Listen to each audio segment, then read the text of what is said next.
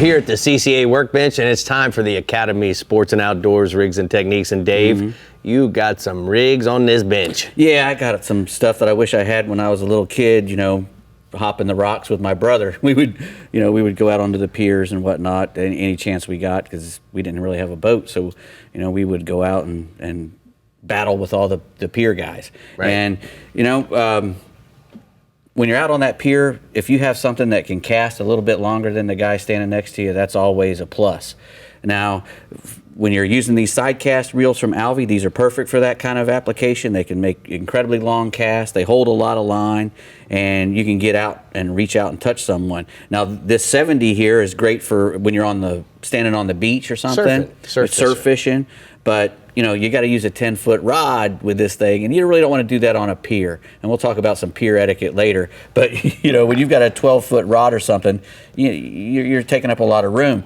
But Alvey makes little reels like this 50, you know, right here, and you can put that on a 6-foot rod and still make incredibly long casts. I think that thing says it holds 800 meters of 10-pound.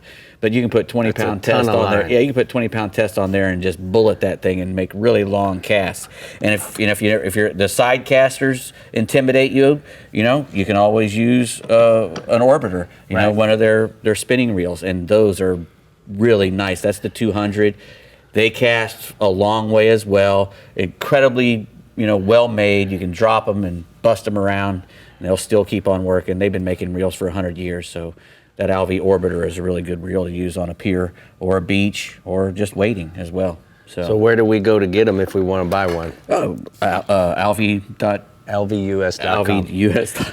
There you go. Yeah, I failed the test. Just kidding. So we're going to use on there, we're going to use a fish bite rig if we're using a long cast reel. Yeah, you know, you can buy pre-made rigs from Fish Bites. They come, you know, 20-pound test rigs. You can put anything on there. You can put a piece of Fish Bites on there or a piece of shrimp, you know. But I tell you, the Fish Bites work just as good as a dead bait. You know, you look online nowadays, a lot of guys are saying, man, the Fish Bites out fishing the live bait. Because it doesn't get pecked off. The reason being is it doesn't come off. And you know, I use a fish bite as like a stopper to hold all my shrimp and clams and stuff on the hook. But once that stuff comes off, they still bite the Fish Bites, and I still get a lot of bites from them and catch a lot of fish with them.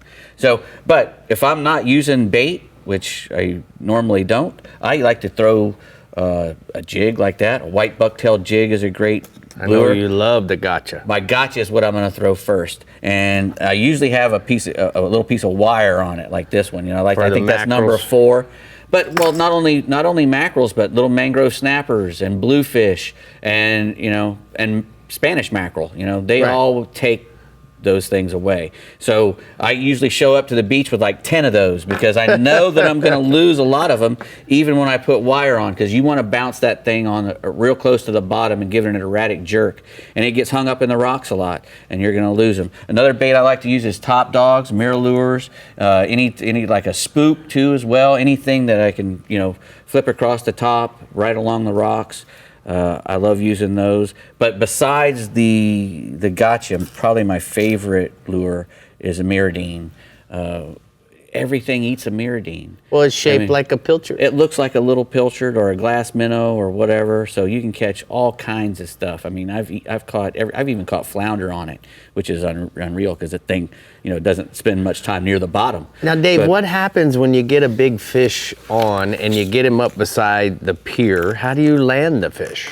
Well, you know, a lot of times if it's a fish that you want to keep, and that it's a slot fish that's allowable to keep, you can use a thing called a bridge gaff, which is right here.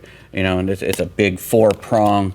It's just big, like a 4-prong treble hook. Right. And what happens is you just get the fish, you know, subdued on the surface and put that underneath of him and hit him with Snatch it up. And you know, get him up there. If it's a fish like a tarpon, or if it's a fish that's out of the slot, you can use a bridge net, which is that over there. Big bridge net. Yeah, which is a release net. And you do the same sort of thing. You get the fish tired out along the surface, and you have a buddy get this net up underneath of him and pull him up, and you catch him, get him in there. And you know, it's a great way to let go of fish that you don't really intend to keep. And so what mistake do people make bridge fishing or pier fishing or jetty fishing, Dave? A lot of times they'll go a little undergunned.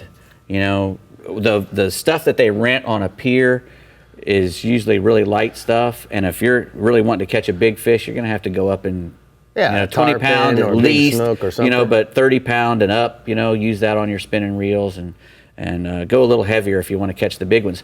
Because even though you're on a pier and you can run up and down, you do come to the end of the pier. Right. And you can't run anymore. Right. And so, you got to be able to stop them. Got the or heat. something. Yeah.